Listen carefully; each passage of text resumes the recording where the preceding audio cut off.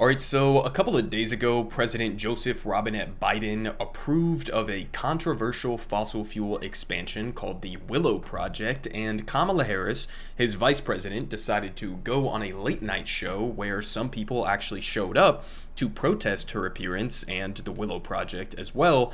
And Stephen Colbert over here asked her a question about what exactly the response to those protesters' concerns are, and Kamala Harris gave us one of the best examples of a word salad that I have ever seen. She's kind of notorious for this. If you guys remember back her response to the abortion questions as well, where she said, some things we just consider are settled, and then the questioner was basically like, well, clearly it's not settled because it was just overturned by SCOTUS, and she responds by just saying, well, we're in very unsettling times. I mean, just complete non-answers. This is sort of her specialty, but let's give her a shot and just hear out what she has to say here.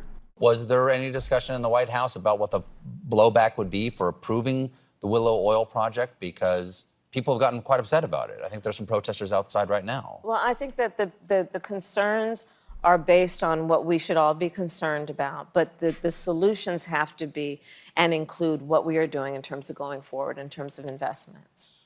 Okay, let's watch it one more time here. Okay, let's just watch through this entire extremely substantive response here real quick. Right now. Well, I think that the concerns are based on what we should all be concerned about, but the solutions have to be and include what we are doing in terms of going forward, in terms of investment. Okay, so she just said absolutely nothing. I mean, I can give a charitable interpretation of maybe what she was trying to say, and I will absolutely get into that here in a second, but what the fuck are you talking about? The solutions have to be the solutions that we've been looking at in terms of investments. The concerns have to be what we've all been concerned about.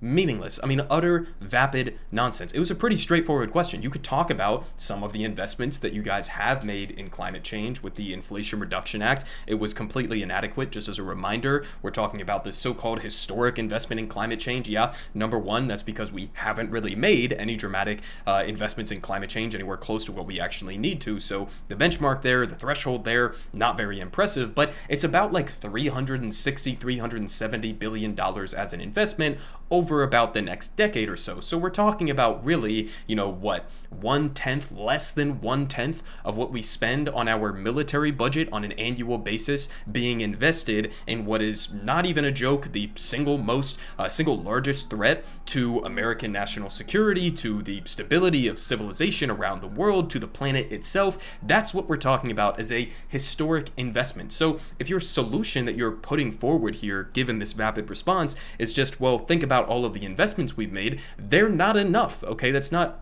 my opinion. That's the opinion of the global scientific community in regards to the issue of climate change. Now, we're going to get to the newest IPCC report that they just put out, which is, as you can tell from the title here, very alarming. They're saying this is our final warning to act on the climate change. We're not doing nearly enough. But before we get to that warning about where we currently stand with our climate investments that Kamala Harris was just referencing there, first I want to give you a little bit more information in terms of what the Willow Project actually is and why it's such an utter disaster and why people are showing up to protest outside of Kamala Harris's appearance there on Stephen Colbert's show. So here from The Guardian, they say Biden's approval of Willow Project shows inconsistency of the U.S.'s first climate president. Okay, that's what he's calling himself, the first ever climate president. I mean, really, because you made some tepid advancements in, investing in some renewable energy, and things like that, while we're facing like this climate apocalypse that is still on the horizon, and you're doubling down on fossil fuel usages, at least for the short term, if not the mid to long term. So a little bit of details here. They say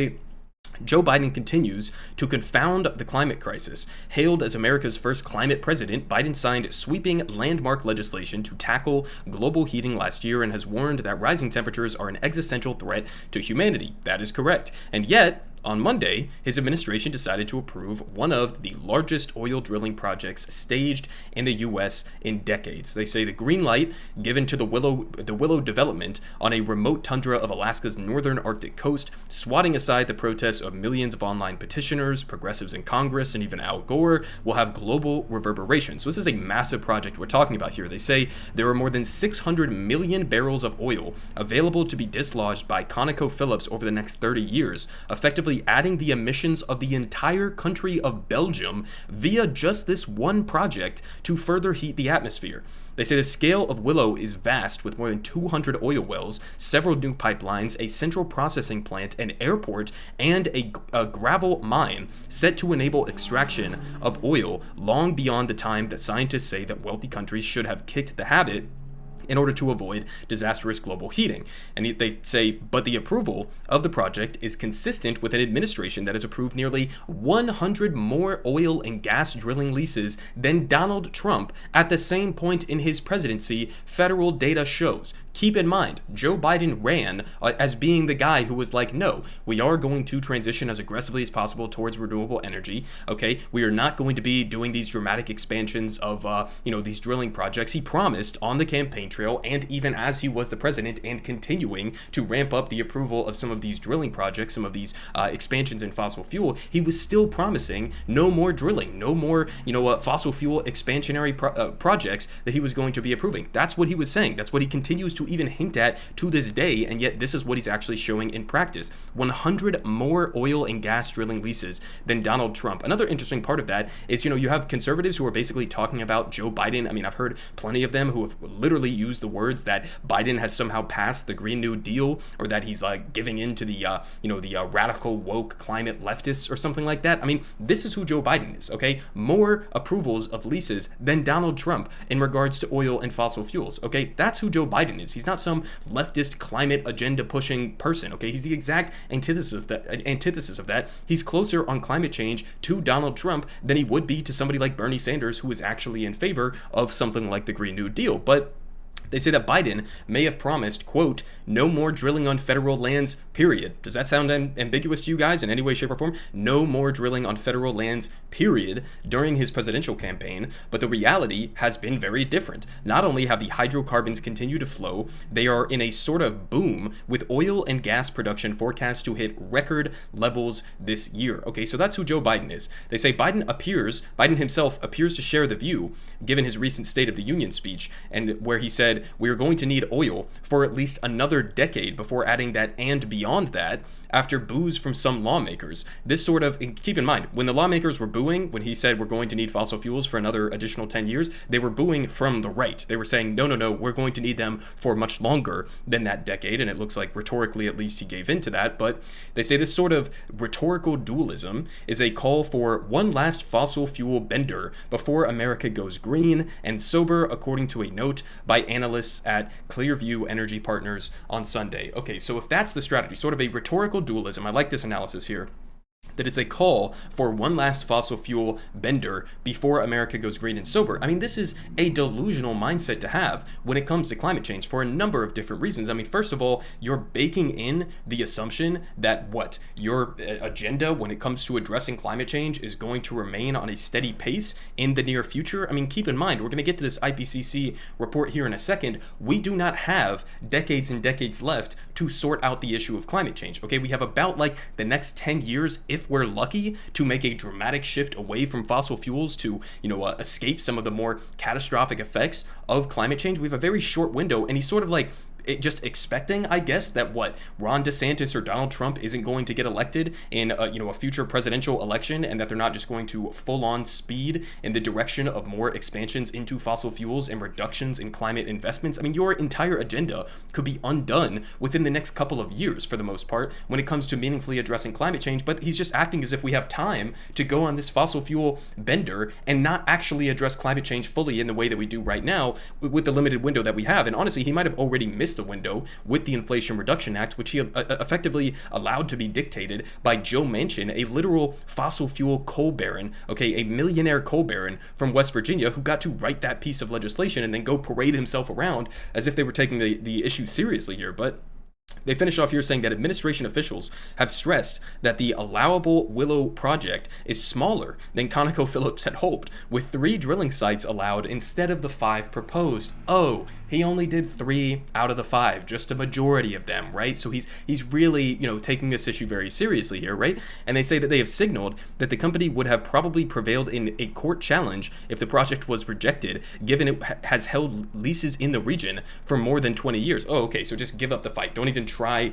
to make this happen. Don't even try to challenge them in court. Just concede before the fight even theoretically begins to take shape on one of the most important issues facing humanity. But now I want to move on. So that's the update on the Joe Biden administration, Kamala Harris and her famous rhetorical abilities. But now I want to get to the IPCC report, because this is really the most important part of all of this and why I felt the need to make this video in the first place. But they say here from The Guardian again, scientists deliver final warning on climate crisis. Act now or it is too late, okay? They say the UN Secretary General Antonio Guterres, in response to this report, says that it is a clarion call to massively fast-track climate efforts by every country and every sector on every time frame. Our world needs climate action on all fronts, everything, everywhere, all at once. Does the approval of the Willow project seem like that's the direction that we're going? No, absolutely not.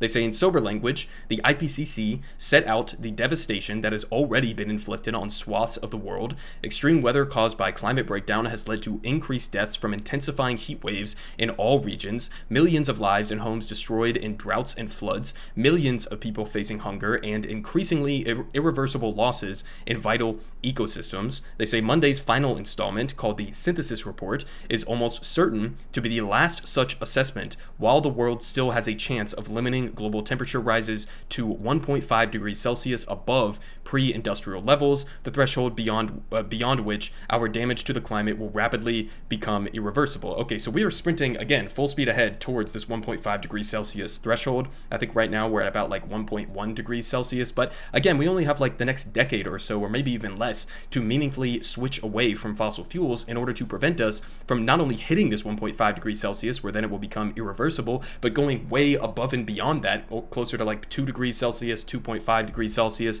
etc., which will just lead to more and more of these other consequences. But they continue saying that more than 3 billion people already live in areas that are highly vulnerable to climate breakdown, the IPCC report found, and half of the global population now experiences severe water scarcity. Okay, keep in mind, Kamala Harris was one of the politicians who kind of said the quiet part out loud and openly admitted that we are going to be fighting wars over water given the effects of climate change over the next couple of decades. So, looking forward to that. But they say in many areas, the report warned, we are already reaching the limit to which we can adapt to such severe changes, and weather extremes are increasingly driving displacement of people in Africa, Asia, North, Central, and South America, and the South Pacific. Okay, so this is another thing that I would wish that conservatives would understand to a more significant degree, with all of their anti-immigrant rhetoric and how there is chaos at the border and how we're being invaded by all of these people, none of which, of that analysis do I actually agree with. But if you want to be concerned about like mass migration, okay, given some of the political instability, the history of U.S. meddling and economic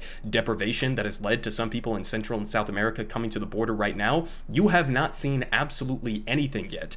Okay, you need to take into account the effects of climate change, which will include all of those other things that they just talked about with more extreme weather and all of that, food scarcity, economic depravity. Who do you think is going to come out on top when we start to, having some of those wars over water, or having some sort of economic wars over who gets the resources that are left on this planet? I mean, this is all going to lead to mass migration of millions, tens of millions, potentially hundreds of millions of people over the next couple of decades. So, how are Republicans going to respond to that? I mean, it gets into, a terrifying territory when we start talking about like eco-fascism and, other potential ideological frameworks or policy frameworks that will crop up in response to some of the effects of climate change, which Republicans are obviously downplaying as we speak. But they continue here saying all of those impacts are set to increase rapidly as we have failed to reverse the 200-year trend of rising greenhouse gas emissions, despite more than 30 years of warnings from the IPCC, which published its first report in 1990. And again, this is going to be the last report that they're putting out. That's why they're calling it a final warning.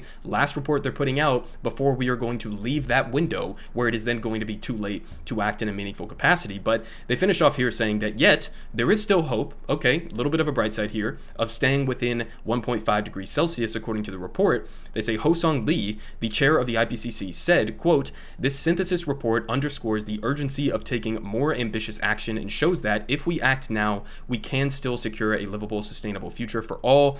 They say temperatures are now at about, again, 1.1 degrees Celsius above pre-industrial levels, the IPCC found. And they say if greenhouse gas emissions can be made to peak as soon as possible and are reduced rapidly in the following years, it may still be possible to avoid the worst ravages that would follow a 1.5 degrees Celsius rise. And Richard Allen, a professor of climate science at the University of Reading, said, "Every bit of warming avoided due to the collective actions pulled from our growing, increasingly effective toolkit of options is less worse news for societies and the ecosystems on which we all depend." Okay, so there's your breakdown. Basically, again, we have a combination of a bunch of different terrifying things. We have Kamala Harris, who doesn't even seem to really fully understand the issue of both the Willow Project and the urgency that we need to act on climate change. You'll hear some rhetorical ploys from her and rhetorical ploys from other Democrats, including the upper echelons like Joe Biden, sometimes even Nancy Pelosi, Chuck Schumer. They all rhetorically say that they understand the dramatic threat that climate change poses not just to Americans, but every single person on the face of the planet.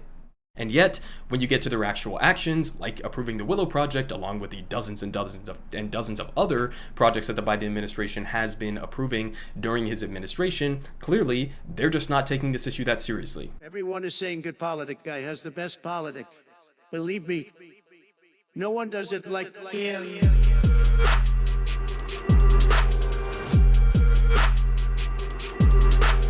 Believe me. Everyone is saying